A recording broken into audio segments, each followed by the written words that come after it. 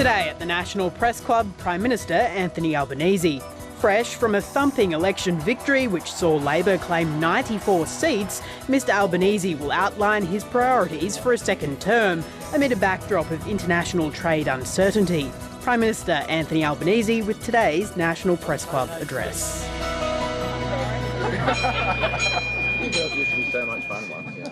Hello and welcome to the National Press Club of Australia for today's Westpac address, where our guest, of course, is the Prime Minister Anthony Albanese. My name is Tom Connell, I'm the club's president and the Sky News chief election analyst as well. I was sort of musing today over the increased power that Labor does have. The first line that came to me was, "Great power comes with great responsibility." Depending on your sense of history, it's either Voltaire or Spider-Man. More apt, perhaps, for Labor. Great power comes with great expectations. That can be the case in politics. The first term, of course, was a wafer-thin majority, complicated Senate and inflation stalking every potential policy idea. Those clouds are very much cleared for Labor. It will make life theoretically easier for them on the reform front. It will raise expectations, though, perhaps, particularly for supporters on what is possible with their appetite wet from IR changes and also stage 3 tax cuts, if you think of what did happen in that first term. For those of you watching at home, you can join the conversation on Twitter, where our handle is PressClubAust, or you can use the hashtag NPC. Ladies and gentlemen, please welcome the Prime Minister, Anthony Albanese.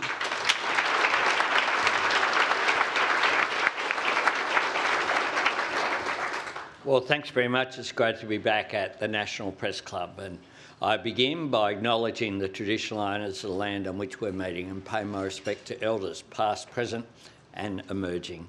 I want to acknowledge all my many colleagues who are joining me here today, and I say on behalf of every single Labor member and senator, we are humbled and honoured by the trust that the Australian people have placed in our government. Each and every day we're working to prove worthy of that trust, to stand up for Australia at a time of global uncertainty, to act on the immediate challenges confronting us, to seize the opportunities ahead of us, and to deliver the positive and ambitious agenda that we took to the Australian people. Now, back in May 2022, Australians voted for change, to change the government, to change the country, to change the way we engage with the world and the way our economy worked at home. In May 2025, Australians voted to make that change last, to build on the foundations we have laid, to carry forward the reforms that we have begun, and to see the rewards of their hard work reflected in their daily lives, with an economy that nourishes their aspiration and repays their efforts, and a society where everyone has the opportunity to fulfil their potential. Before the election, my colleagues and I were clear about our commitments and our approach, and the democratic verdict rendered by Australians was every bit as clear. On the 3rd of May, the Australian people voted for Australian values, for fairness, aspiration and opportunity for all, for a progressive patriotism where we are proud to do things our own way, where we recognise that our democracy, our commitment to fair wages and conditions, universal Medicare and universal superannuation are things that bring us together as Australians and set us apart from the world. And where we embrace the fact that one of the characteristics that makes this the best nation on earth is that all of us are driven by a determination to make it even better, to face global challenges, shape economic change and engage with our region in the Australian way, and to build a future where no one is held back and no one is left behind. On the 3rd of May, Australians voted for a government with the plans and policies to uphold and fulfil these values. Australians voted to strengthen Medicare and protect our world-leading pharmaceutical benefits scheme. Australians voted to build more homes and to make it possible for people to buy their first home with just a 5% deposit. Australians voted to embrace the opportunities of cleaner, cheaper, renewable energy and the new generation of jobs and industries that can power. Australians voted to strengthen our defence capability and strengthen our relationships in our region. Australians voted for new investment and new reform in every stage of education, from early childhood to schools to TAFE and university. Australians voted for greater opportunity for women, not as an add-on or an afterthought, but as a fundamental priority for our economy and our society. And Australians voted for a Labor government to keep delivering real and lasting help with their cost of living, keeping inflation down, keeping unemployment low, getting real wages up, taking new action to make sure that consumers don't get ripped off, delivering more direct assistance to families and small business, including energy bill relief, and helping people earn more and keep more of what they earn, with top-up tax cuts next year and then the year after, a new $1,000 instant tax deduction, and a continuing focus on lifting productivity and boosting real wages, including, of course, for nearly 3 million Australians on award wages who will receive another real pay rise on the 1st of July. Our government has secured a mandate to act. Our tax cuts are already legislated despite the Liberals and Nationals voting against them. And when the new Parliament sits next month, the first piece of legislation we will introduce will cut student debt by 20%. This will save around 3 million Australians an average of $5,500 each. And, as promised, it will be backdated so that it applies from the 1st of June this year before indexation. By next year, the 5% deposit plan that we took to the election will be open to every Australian looking to buy their first home. It will be available for homes valued all the way up to the average price in every city and every region. And if you buy your first home through this plan, you won't have to pay a single dollar in mortgage insurance. Our government will cover it. This will make a real difference for so many Australians. Instead of being stuck trying to save while their rent pays someone else's mortgage, they'll be paying off their own home. From the 1st of January, medicines on the PBS will cost no more than $25 per script, the lowest price since 2004. For pensioners and concession card holders, the price of a script will be frozen at just $7.70 until the end of this decade. And at the same time, 1-800-Medicare will be up and running, free, 24/7, expert health advice, only a phone call away. I want to start opening the 50 new Medicare urgent care clinics we promised this year, and we want them all open by the middle of next year. Combined with the 87 we've already opened, this will mean that 4 out of every 5 Australians will live within 20 minutes of a clinic. Already, 1.5 million Australians have visited one of these clinics, and all they have needed is just this. You'd be disappointed if it didn't appear. Their Medicare card. That is all that they have needed. Now, our government is focused on delivery. We know that delivery matters for all those Australians who voted Labor, for lower taxes, for stronger Medicare, better education and new help with the cost of living. Delivering these commitments matters for every Australian, regardless of who they voted for. It matters for our economy, for the jobs, skills, technology, infrastructure and energy we need to grow and thrive in the years ahead. It also matters for our democracy.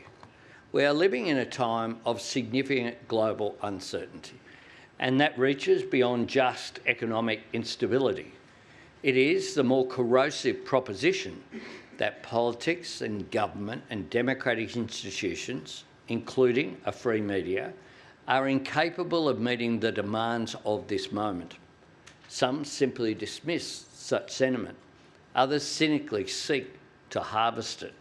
Our responsibility is to disprove it, to recognise that some of this frustration is drawn from people's real experiences, the feeling that government isn't working for them.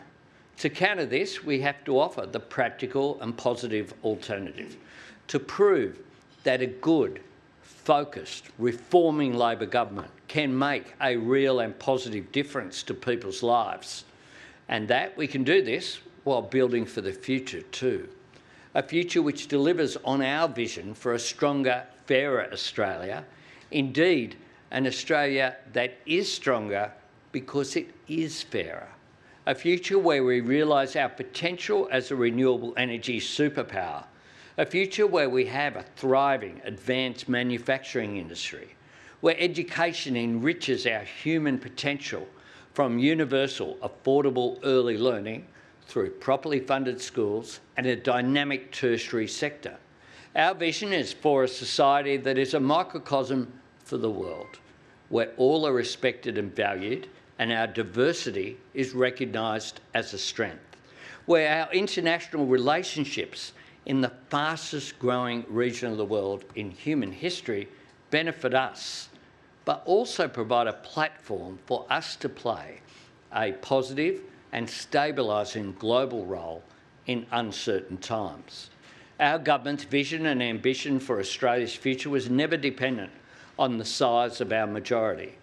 But you can only build for that future vision if you build confidence that you can deliver on urgent and immediate necessities. How you do that is important too, ensuring that the actions of today anticipate and create conditions for further reform tomorrow. And that is why so many of our election commitments for our second term built on reforms we had introduced and were implementing in our first term. Our agenda has been shaped by the lives and priorities of the Australian people, and it is built on Australian values. It is the mission and the measure of a Labor government to give those enduring ideals of fairness, aspiration and opportunity renewed and deeper meaning for more Australians, to deliver reforms that hold no one back and drive progress that leaves no one behind. This is no small task. It demands we aim high and requires us to build big. That's why the very heart of our campaign was the biggest ever investment in Medicare, driving to a target of 9 out of every 10 visits to the GP being fully bulk billed by 2030, because we understand that for Medicare to remain a profound expression of the fair go, for it to be a continuing source of national pride for decades to come, it must rise to meet the new challenges in health and primary care, and it must deliver for people in every part of our country. Through an entire decade in government, the Liberals and Nationals invested less than $5 billion in housing. Our $43 billion Homes for Australia plan sets a goal of building 1.2 million new homes before the end of this decade, because we know that boosting supply is the key. And we also understand that for the aspiration of home ownership to remain the great Australian dream, it must be achievable for this generation of Australians. This same sense of responsibility to future generations is why we are working to meet the environmental challenges of climate change and seize the economic opportunities of the energy transition. We've legislated our 43% emissions reduction target by 2030 and our commitment to net zero by 2050. We are delivering our energy policy, renewables backed by gas, batteries and hydro. And we're investing in our economic sovereignty, our capacity to make more things here, with our plan for a future made in Australia. As I said on election night, this is a time of profound opportunity for our nation, because when you consider the resources and energy and technology that a world moving to net zero needs, when you look at our world-leading universities and researchers and TAFEs and startups, when you think about the change in comparative advantage that is occurring, where having the space to co-locate extraction, refining and processing and manufacturing is of increasing significance as a proportion of the cost of production compared to the cost of labour. When you think about what global investors in data centres and green metals and clean energy are looking for, truly, there is nowhere else in the world you'd rather be than right here in Australia. But for all of our national strengths and natural advantages, our success is not guaranteed. Nothing is going to be given to us, and the world is not waiting for us. To realise this opportunity, shape it, and make it our own, we have to move quickly to build an economy that is more dynamic, more productive, and more resilient. Now, this doesn't mean dismissing the policies or the values that we took to the last election. It means working together to fulfil them and build on them. The commitments the Australian people voted for in May are the foundation of our mandate. They are not the limits of our responsibilities or of our vision. The way we deal with big challenges and opportunities from our first term, from economic growth and productivity to the energy transition, will continue to evolve, and there will be new challenges to meet at home and overseas.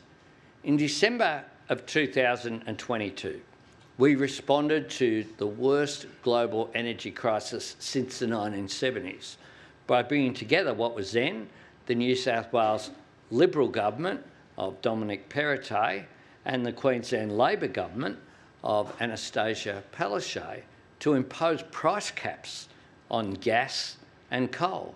Now, none of us had taken that commitment to an election, but all of us recognised that we had a responsibility to act in the interests of Australians, or take our world-leading legislation creating an age limit for social media. Now, that arose from a courageous campaign led by parents and backed by the Australian media. Our government answered those calls, and this was passed with bipartisan support. This is about government creating a community standard as well as a legal one, making it clear that social media companies have a social responsibility, and importantly, giving parents and teachers a signal they can point to when they're talking with children about how to engage with technology safely. This matters, and we won't be taking a backward step on it. Being in government also means you can pursue unexpected opportunities. It has been 14 years since the Gonski Review identified the schooling resource standard. Now, for the first time ever, we have agreement between every state and territory and the Commonwealth on the funding and reforms to get us there, to ensure that every Australian student in every Australian school will get the funding they need to reach their full potential. Now, this goes above and beyond what we promised at the 2022 election, and delivering it wasn't a matter of issuing public demands or waving around a blank cheque. It took patient, constructive and direct engagement with the states and territories and the education sector to ensure that every Commonwealth dollar spent on schools will be linked to real reform. I look at this breakthrough as a model for our future engagement with the states and territories on other areas of shared responsibility, a chance to secure lasting, meaningful agreement on funding for public hospitals and ensuring the National Disability Insurance Scheme is on a sustainable footing.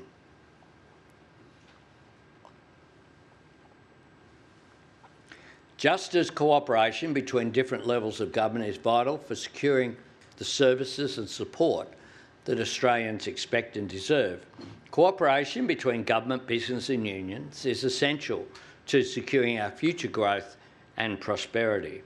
Over the last 3 years, we have all worked together to put the worst of global inflation behind us, to bring inflation down without sacrificing people's jobs or cutting the wages and services that Australians rely on.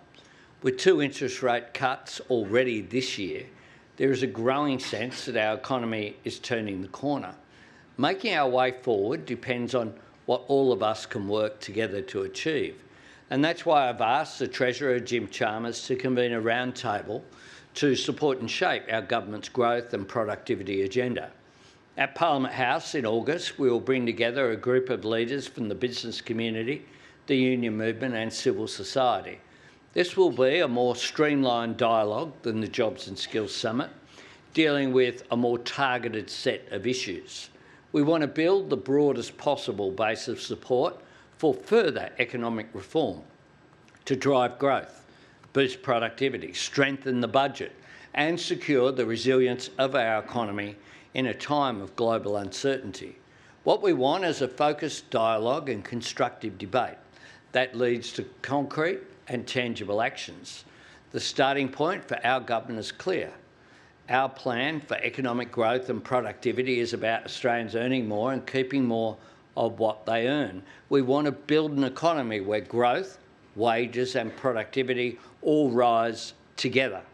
This work is already underway, including our National Productivity Fund, incentivising state and territory governments to drive efficiencies in construction. Our new measures in the budget in March, including the reform of non-compete clauses and new action on national standards for occupational licensing. In the next 3 years, we want to expand on this approach, and I'm optimistic about the progress that we can make because there is substantial agreement on so many of the key priorities: driving faster approvals for housing, energy and infrastructure projects while ensuring sustainability, making it easier for Australian innovators to commercialise their breakthroughs and create jobs in Australia, investing in the skills our nation needs and making sure those qualifications are recognised nationwide, ensuring all Australians are better prepared to capitalise on the opportunities of artificial intelligence while making sure that we secure ourselves against its risks, and continuing the work that we've done through Services Australia to make it easier for people to access and navigate the government services that they rely upon. Now, some of this is about government doing the basics better, targeting duplication, removing barriers to investment and reducing the cost of doing business. But not every challenge can be solved by government stepping back. This is a time where government has to be prepared to step up, to invest in education and skills and research and innovation, to build and upgrade the infrastructure that supports growth and drives productivity, to combine our Future Made in Australia plan, our critical minerals strategic reserve, and our new investment framework with a deeper and more diversified trade agenda, especially in our region, and to provide business and industry with the certainty to invest in all their assets, technology, energy, and most of all, their people. Again, this is where the way that we make change, the how, matters, because change that is imposed unilaterally by government rarely endures. Key to lasting change is reform that Australians own and understand, reform that clearly serves a national purpose and the national interest, change that empowers and engages people with a sense of choice and agency, change that generates its own momentum and builds its own staying power. That's the long-term, lasting change that our government wants to deliver, and we respect the vital role that the Australian Public Service has to play in this. Today, I'm pleased to confirm the appointment of Dr. Stephen Kennedy as Secretary of the Department of Prime Minister and Cabinet, and Jenny Wilkinson as Secretary to the Treasury, the first woman to be appointed to that vital role. These outstanding public servants will continue to excel in their service to our nation. I am delighted that Dr. Kennedy and Ms Wilkinson have accepted my invitations to serve. And I do want to take this opportunity to publicly thank Glyn Davis, the outgoing Secretary, for his service and his ongoing extraordinary contribution to our great nation. Over the next 3 years, we are focused on delivering what Australians voted for on May the 3rd. And in the conversation about future economic reform, we should also remember what Australians voted against, because Australians overwhelmingly rejected policies designed to drive down wages, undermine job security and take flexibility away from working families. Australians voted against mass sackings in the public service and the damage that would do to our social safety net. Australians rejected nuclear power, not just because of its staggering cost, but because people recognise the Liberals and Nationals plan for what it was, a last desperate attempt to delay action on climate change and derail the transition to renewable energy. And Australians voted against importing conflicts and ideologies that have no basis in our national culture or character. They rejected policies copied from overseas that would only leave us a smaller, narrower, less generous and more divided country. Instead, our people chose to face global challenges in the Australian way. And that is precisely the way for us to compete and succeed in the world and grow and prosper here at home. Our own way, on our terms, in our interests. Not seeking to imitate low-wage economies, not leaving people behind in the scramble for some perceived advantage, not trading away the things that make us the best country on earth, trusting in our national values, building on our national strengths, and backing our people, rewarding their hard work, investing in their talent and nourishing their aspiration. My colleagues and I understand that every day in government is a privilege, and with optimism, urgency, purpose and determination, we intend to make every single day count. Thanks very much.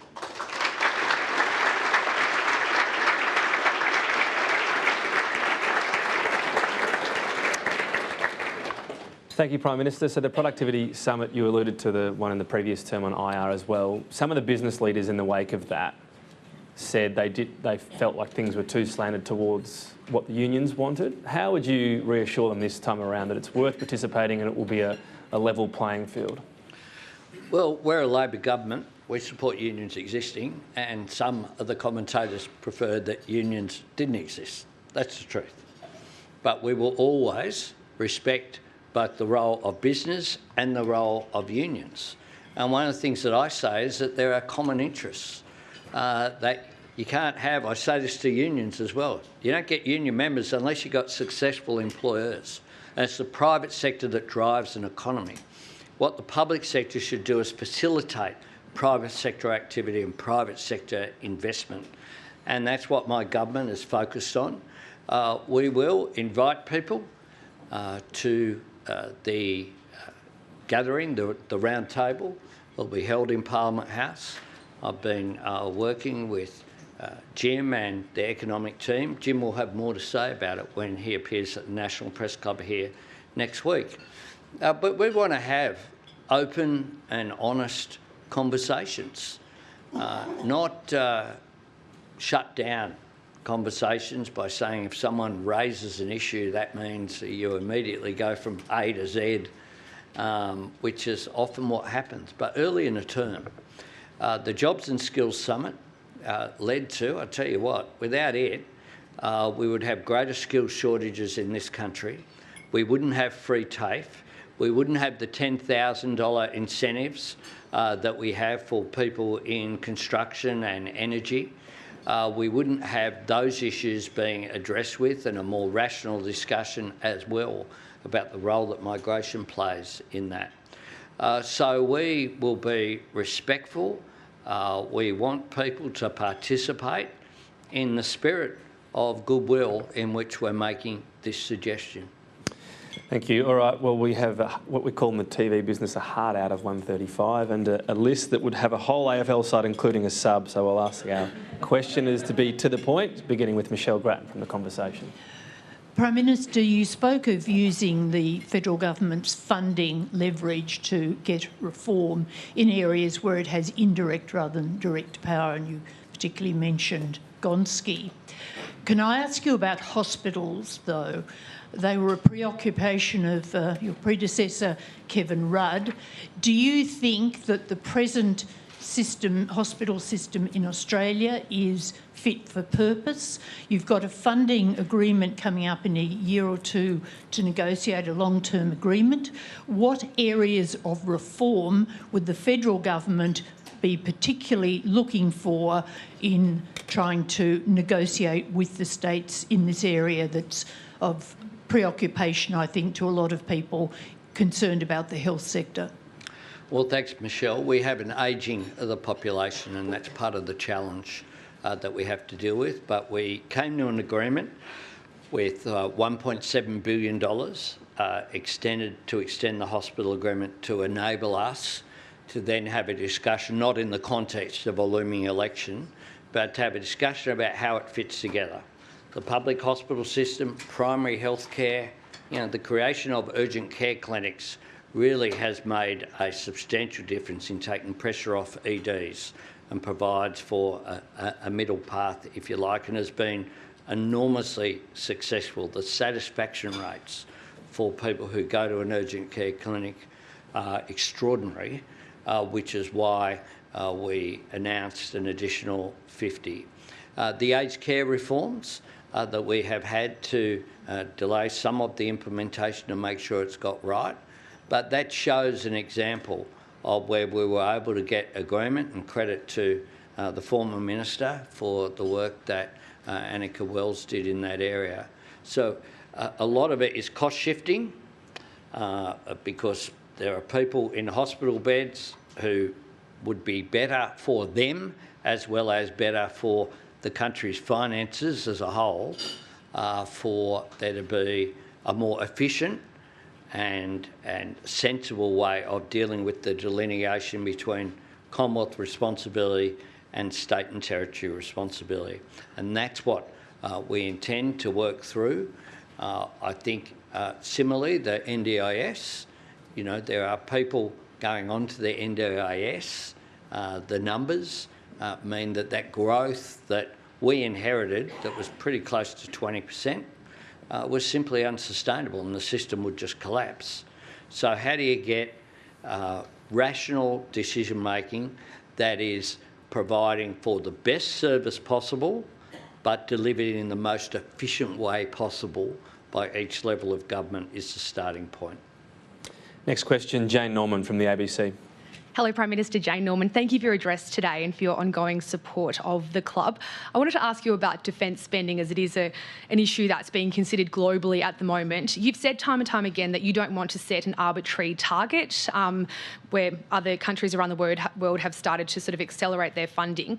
I just wanted to ask for sort of an insight into your thinking. So if you're not going to set an arbitrary target, that's fair enough, but do you accept the global trend at the moment is to accelerate defence funding in this challenging strategic environment? And are you sort of open to lifting Australia's ambition above and beyond what's already been announced and budgeted for? Well, we have $57 billion over 10 years, $10 billion over the forwards of additional investment. Seems to me that if the Health Minister or the Comms Minister or the Infrastructure Minister came to us and said, we want you to spend X percentage of GDP, but we won't tell you what it's for, that they wouldn't get far in an ERC process. And there is no reason why defence shouldn't be governed by anything other than one factor. What do we need? What is the capability we need to keep us safe? Our capability will always be supported, any submissions, by myself as Prime Minister, because our first order is to keep us safe. And we do that through capability, but we do it through something else as well. Our relationships. The work that we have done with our neighbours, including Papua New Guinea and Indonesia, has been, I think, a real distinction between what we inherited and our status with ASEAN nations and Pacific Island Forum nations and Indian Ocean nations as well. And that is one of the things that we need to take account of as well, and something that my government is very focused on. So the percentage of a GDP spending on defence could go up, but it will be based on needs rather than here's a figure. Is that fair to say in future budgets? Yeah, of course. We will always provide for capability that's needed. But you saw the alternative. You don't have to theorise about it. You saw it during the election campaign. An announcement of $21 billion by the coalition. They couldn't say where it was coming from or where it was going to. Australians voted on 3rd of May against a, frankly, unprepared for government opposition, which was unprepared in so many ways. The only area in which they were prepared was in rhetoric. And you can't defend a country with rhetoric, you defend it with assets. Mark Riley from 7 News. Prime Minister, we had quite a debate during the campaign on housing, but mostly for first home buyers with supply and demand side promises. And while we were out there on the campaign trail, the mean price of a house in Australia went above $1 million for the first time, and affordability is a massive issue, but so is supply. Your housing minister just in the last couple of days has said it's just too hard to build a house in Australia. You have two big targets out there, 1.2 million houses, 100,000 for first home buyers. What will you do specifically, and what do you want the states to do to make it easier to build a house in Australia? It is too hard, and one of the areas is regulation. So there's a conscious decision made by myself as PM to appoint Claire O'Neill as Minister for Housing and Cities, because one of the things that we have to do is to make it easier. Developers say that it's just too complex, adds to costs as well. So we have to look at ways in which we can bring costs down. I must say that the actions of state governments right around the country are very positive in the courage, frankly, that someone like Chris Minns has shown. To give one example, on Rose Hill, he was right. He was absolutely right in putting forward something that was controversial, and in the end, people knocked back in spite of the fact it had the support of the leadership of the racing industry. But that's the sort of thing that we're going to need to do. You can't deal with supply issues without having the courage to do things like that, or indeed my local government area in the Inner West has produced a plan for planning that leads to substantially tens of thousands of additional people close to public transport. There'll be blowback for that. I'm sure I'll get representations as the local member. But you've got to be prepared to do that. But what Claire has pointed towards is a very conscious decision. We had discussions when I was working out the ministry, and she has clear ideas about how to cut through. Some of that regulation is national, and that's what, in terms of building standards, just unnecessary regulation. We want to make sure that housing is fit for purpose and all of that. But if we can cut through on some of the red tape, then that will reduce costs. Next question, Anna Henderson from SBS. Thank you. It's been an extremely traumatic time over the last week or so in the Indigenous community across the country. We've had the death in custody of 24-year-old disabled Warlpiri man Kumanjai White, and a separate death in custody investigation after the death of a 68-year-old Wadeye man who was remembered for his work lobbying for bilingual education. Advocates say on average 40 Aboriginal people have been taken into custody in the NT every day since August 2024 after the legal changes in that jurisdiction, and 88% of the prison population in the NT is Indigenous. Has your government and previous governments, as Marion Scrimgeour, your envoy, said this week, dropped the ball on dealing with the death in custody issue in this country? And the North Australian Aboriginal Justice Agency is now urging a federal intervention into the NT justice system. Is that something you're considering? Can I say that something I've said before? All governments have not done well enough in any of these areas. We, attempted during our last term to break with business as usual. We attempted to do that. I think we, can't be accused of shying away from that. We did it. And we did it because we needed to engage in a different way with First Nations people. Look, I'm confident that Malarndirri McCarthy, who, my minister, who, I don't think I'm breaching her privacy here, who's dealt with the death of her father over the weekend, which is why she isn't here, is dealing with those issues, personal issues, but then she will, I think, be very focused on how do we do better. Now, in general, the idea of federal intervention, which is frankly an easy thing that people come up with, you know, why aren't you sending the AFP? Why aren't you doing that? Without then saying where it leads. I need to be convinced that people in Canberra know better than people in the Northern Territory about how to deal with these issues, is my starting point. I think it comes out all the time with a range of issues. But we do need to engage directly and constructively with First Nations people. Now, people voted clearly in the referendum against the model that was put forward by First Nations people themselves in the Uluru Constitutional Convention in 2017. But we need to find different ways of engaging respectfully, of listening in a different form as well.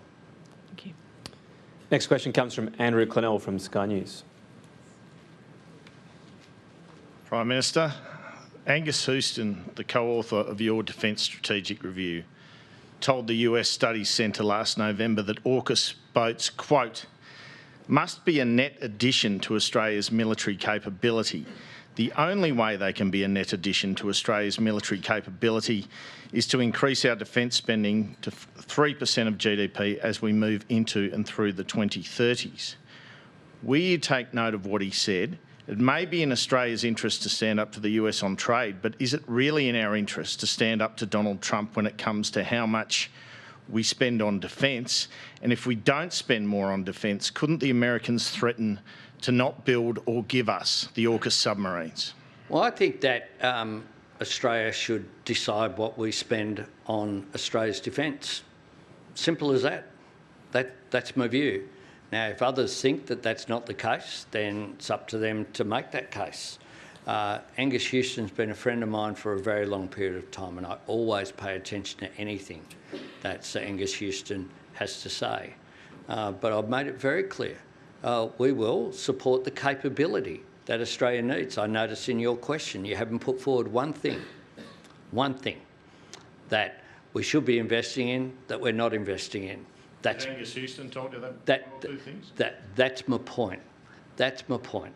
Arbitrary figures, you know, lead to a cul-de-sac. And we want to make sure as well that every single dollar that defence spends results in actual assets. And under the former government, there are a lot of media releases, just not many assets. And what we want to do is to make sure that we improve the capability of our defence forces, and that's what we're doing. For example, by manufacturing missiles here, which will be manufactured this year, something that never happened before.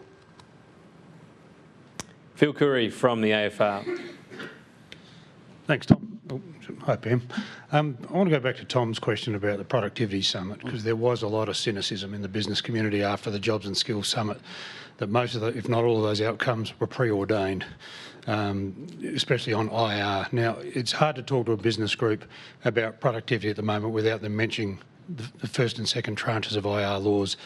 You passed in the first term, and you've got plans now to enshrine penalty rates in legislation. Is your message to any of the business groups going to attend your summit, don't waste your breath if you're going to raise IR? People are entitled to raise whatever they want to raise. But I'm a Labor Prime Minister and I support penalty rates. I'm a Labor Prime Minister and I support real wages increasing. I'm a Labor Prime Minister and I support an economy that works for people, not people working for an economy. And, you know, if we look at the differentials of how workers on the minimum wage have come out in the last 20 years, pick whatever figure you like, and how chief executives of the top ASX companies are going, I reckon workers would be, happy to be halfway to where their increases have come. So workers getting a fair crack is not something that is, something that we will abandon. We support workers getting a fair crack for their contribution. What we do support is companies being successful. We support proper negotiation between workers and businesses to achieve productivity improvements. And we support, living standards not going backwards. I spoke a lot in the speech about the Australian way. And one of the things that the Australian way is to not have people who feel like they don't have a stake in the economy. And I think we see that in some places in the world, and a rise of populism, whether of the far right or the far left, as a result of that. That's not what I'm seeking here. I'm seeking an Australian way that does things differently, that looks at some of the division that's there in some international societies and says, gee, it's a good thing that people feel like they have a stake in Australian society and in our success. And that's something that I think is a big division in Australian society. I mean, we put forward a submission to the Fair Work Commission in our first cabinet meeting, was approved of this year, just like it was in 2022. It's resulted in a real wage increase. Is that a good thing? Yes, it is. Thanks. Next question, Charles Croucher from the Nine Network. Hello, Prime Minister. You've seen the vision of Lauren Tomasi, my colleague and friend, who was shot while doing her job covering the situation in Los Angeles yesterday. If you get a chance to speak with Donald Trump in the next 7 days, will you raise that incident? And what were your thoughts when you saw what happened? Well, I spoke with Lauren this morning, and she's going okay. She's pretty resilient, I've got to say. But that footage was horrific. That was the footage of an Australian journalist doing what journalists do at their very best, which is to go into an environment that's not comfortable, but where in LA it is not unreasonable to think that she would not have been targeted with a rubber bullet. It is not unreasonable to think that she could go about her coverage clearly, as people can see the footage, clearly identified as media. And so we have already raised these issues with the US administration. We don't find it acceptable that it occurred, and we think the role of the media is particularly important. Is that something you'll raise personally, though, with the President? Well, discussions I have with the President are discussions between myself and the President. That's the way I deal with people, diplomatically, appropriately and with respect. So I'll leave the discussions with the President till they occur rather than foreshadow them. You said targeted. Was that how it was raised by the Australian government, that she was seemingly targeted by police? Well, she was clearly identified. And there was no ambiguity. She wasn't, wearing a trackie. She was wearing a helmet, and something identified her as media. And it is not acceptable that a journalist, and I say this here at the National Press Club, from time to time, I will have disagreements with journalists. That won't shock you. Sometimes even with Sky journalists. But, I respect the role that the media play, and people should respect the role that the media play in our modern society. I know you've never disagreed with a question from Greg Brown from the Australian. Never. Thanks, PM.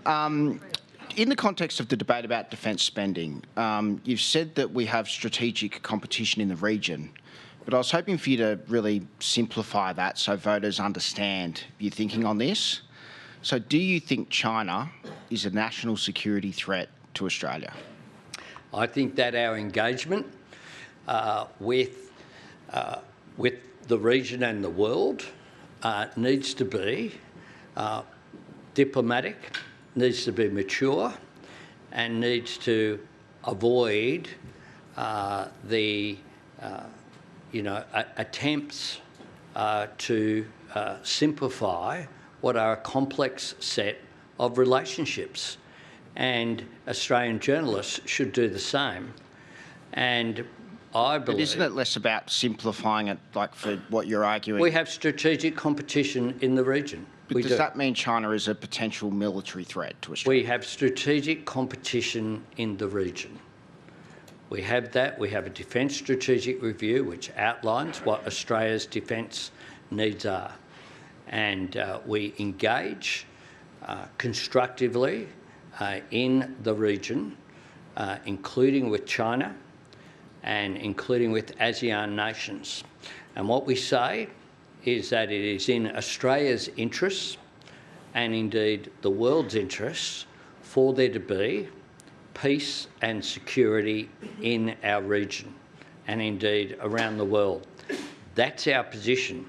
That's the mature way in which we are able, as a middle power, to exercise influence in the region.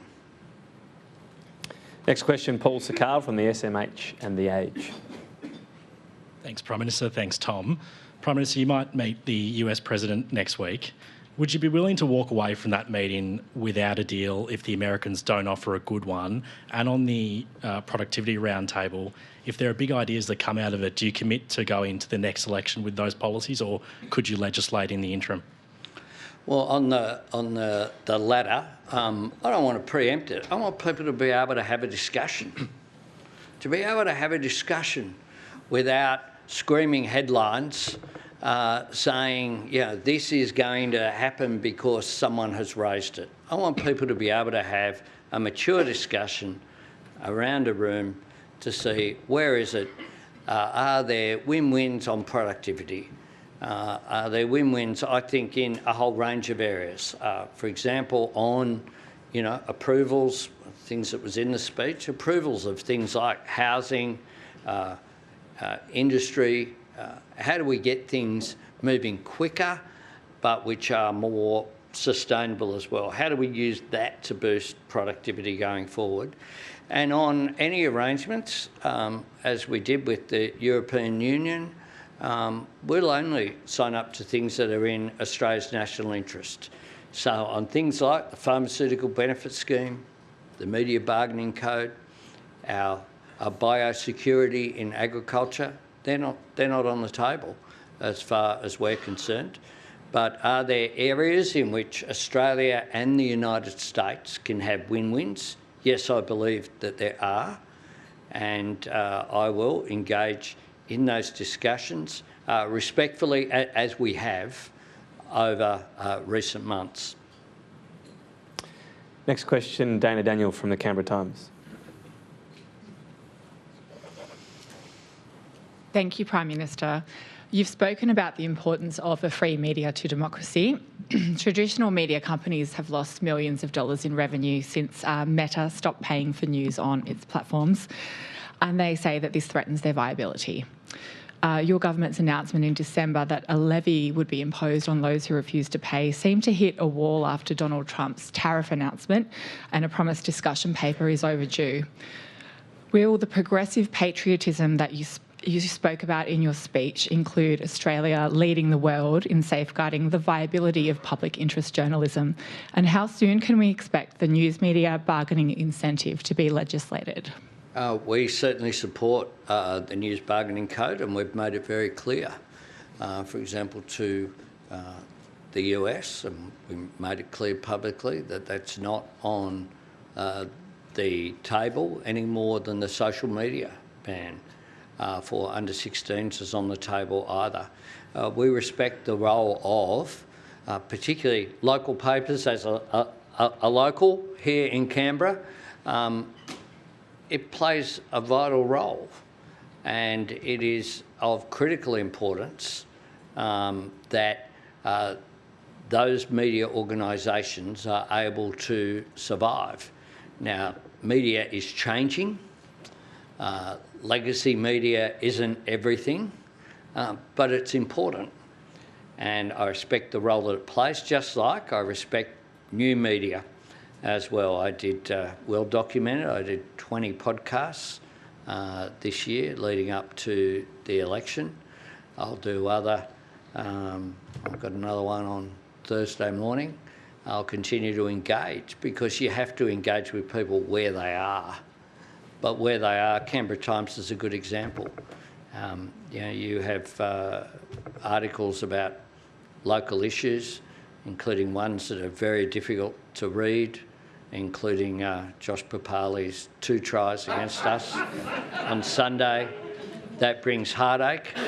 But it's a wonderful story. It's a great story from a great Canberran, and he was page 1 of the Canberra Times in the lead up to that game, breaking the record for most number of games played. The Telegraph or the Herald weren't covering that, couldn't care less about that because it wasn't a big deal. It's a big deal in this town, in this city, and that's important. It's an example of why local media is essential. So whatever Donald Trump might say, no compromise, no changes? No, we're dealing with our policies, including on the News Media Bargaining Code. Okay. Next question, Ben Westcott from Bloomberg. Ben Westcott from Bloomberg. Thank you for your speech, Prime Minister. And speaking of podcasts, we'd welcome you on the Bloomberg Australia podcast anytime you want to pop on over. Speak to Ms Murphy. I want to get some clarity on the Port of Darwin. During the election campaign, you said you wanted to see it back in Australian hands, but we do know since then there has been some approaches by US companies to potentially look into purchasing the port or taking the lease.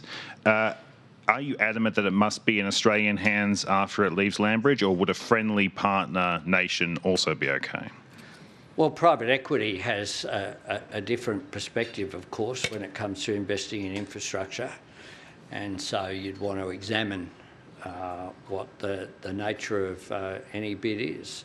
But I've said very clearly that it is in my view, we won't preempt those processes, but my view is very clear and was clear at the time of the federal government, coalition government, giving an incentive to the Northern Territory coalition or CLP government to flog off what was, in my view, an Australian national asset.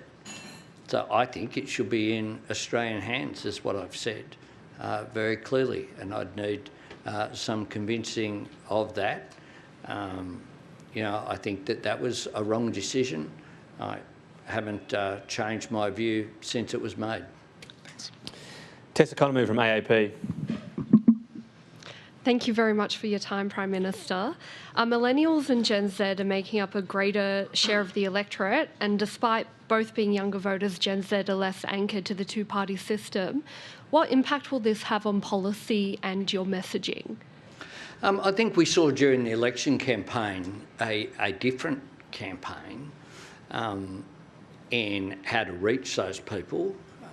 I did last week, I've slowed down since the election. I did Hobart, South Australia, Perth, Melbourne, Sydney and Canberra last week. And I did FM radios on a whole range of those, as well as AM radios. And doing a podcast on Thursday, you've got to talk with people where they're at and engage with them about issues. I frankly was somewhat surprised at the decision by the coalition to oppose the cut in HECS debt. I thought that was, at least as tone deaf as supporting an increase in income tax rates, which is what they went to the election with, or opposing working from home.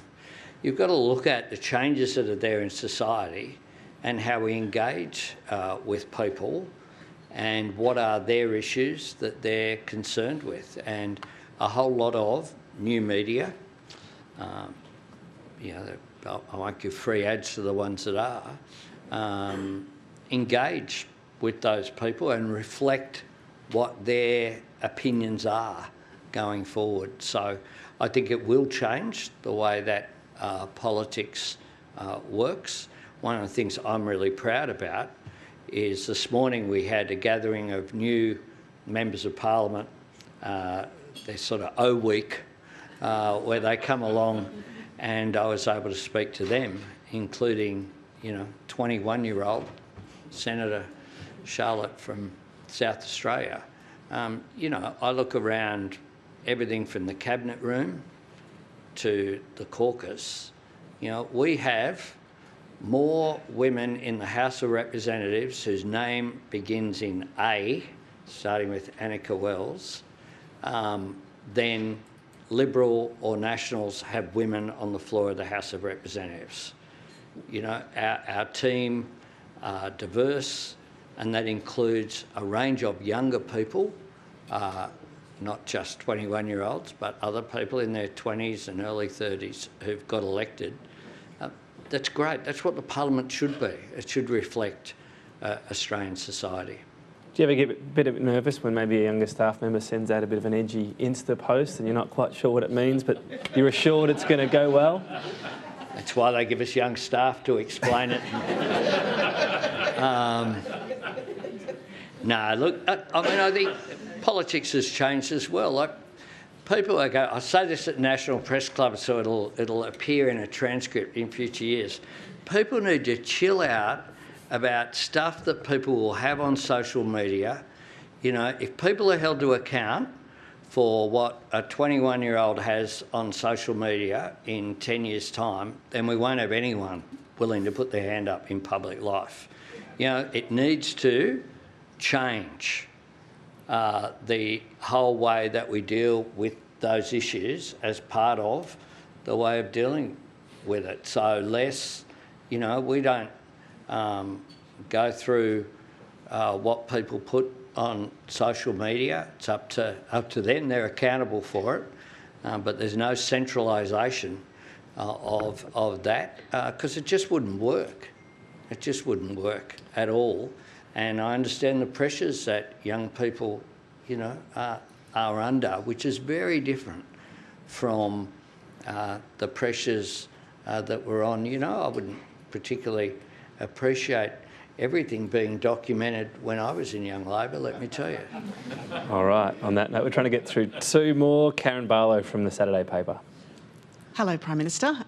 Both the new leaders of the Coalition and the Greens, Susan Lee and Larissa Waters, have indicated a different approach to Labor this coming term, reflecting, I guess, their personal styles as well as Labor's thumping majority. What's your approach in this coming term about negotiating your agenda? Are you going to get more involved in some of the negotiations? What are you going to be doing this term? How are you going to approach it? I lead a cabinet government that empowers ministers. So ministers go off and negotiate, but there's nothing unusual about me involving myself at some stage, usually with Senator Gallagher, when it gets to the crunch. And we did that last December. I foreshadow things that aren't negotiable, and I did that on the front page of the Herald, I think, that week of the last sitting week. But we got a phenomenal amount of legislation done. We got a whole lot done as well when Parliament resumed in February, and then on budget week, like one of the things that people missed, I think, was on the Wednesday, just how much we got through the Senate, both houses, which is why we start from a position where a whole lot of our budget and forward agenda is through. Free TAFE, NBN, tax cuts, through, done and dusted. But I'm respectful. I contacted both the leaders. I've sat down already with Susan Lee, as well as sitting down with David Littleproud. I've offered to sit down with Larissa Waters. I welcome constructive dialogue. I welcome input as well. We'll treat the crossbenchers with respect. We have 94 votes, but that actually doesn't make a difference compared with 78, because 78 wins and 94 wins. You don't win bigger, you win. You pass legislation. We treat people with respect. If they've got ideas, we're up for it. We're up for it.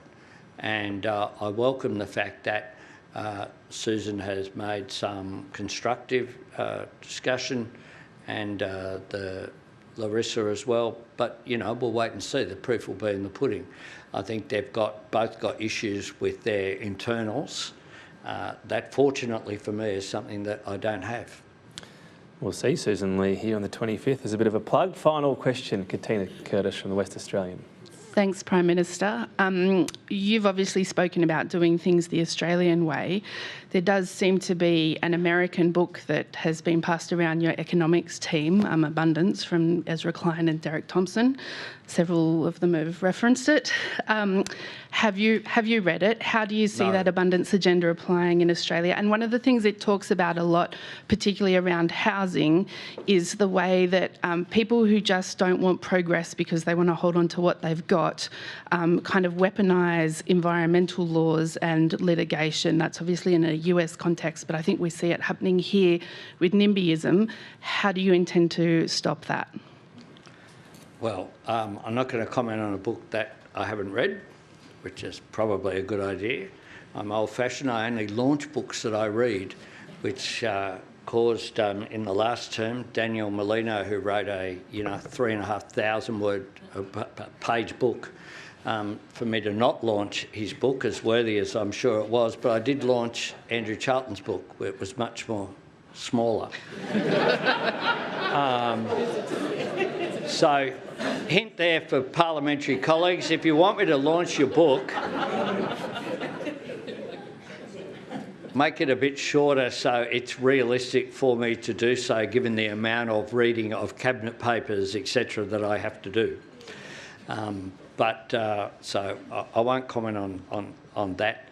Suffice to say, look, our job is to just serve our national interests. I think that Australian characteristics and Australian politics are different from the United States.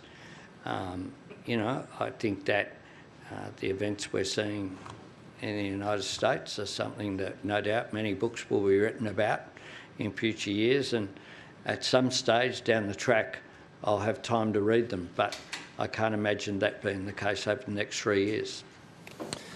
Well, thank you very much for your time today, Prime Minister. It's not quite a Medicare card, but we've got another membership to add to your collection. You only need one Medicare card. You can pull that out again if you want. But anyway, ladies and gentlemen, please join me in thanking the Prime Minister, Anthony Albanese. Thank you. There's another one.